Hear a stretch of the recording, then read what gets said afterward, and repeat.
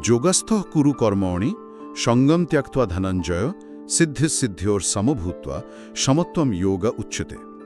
মানে, হে ধনঞ্জয়, ফলের আশা বা আসক্তি ছেড়ে আর সিদ্ধি অসিদ্ধি মানে সাফল্য বা ব্যর্থতা দুটোতেই সমান থেকে যোগে স্থিত হয়ে তুমি কাজ করো। এই সমত্বই হলো যোগ। এখানে এই যোগে স্থিত হয়ে কাজ করা, এই যোগ জিনিসটা আসলে কি? মানে আসন প্রাণায়াম? খুব ভালো প্রশ্ন।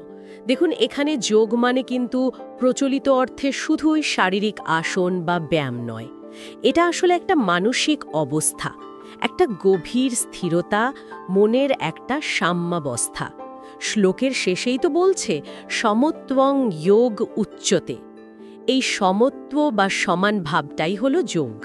আচ্ছা আচ্ছা, মানে কাজের ফল ভালো হোক বা খারাপ, সাফল্য আসুক বা না আসুক, সব অবস্থাতে মনটাকে শান্ত রাখা, বিচলিত না হওয়া।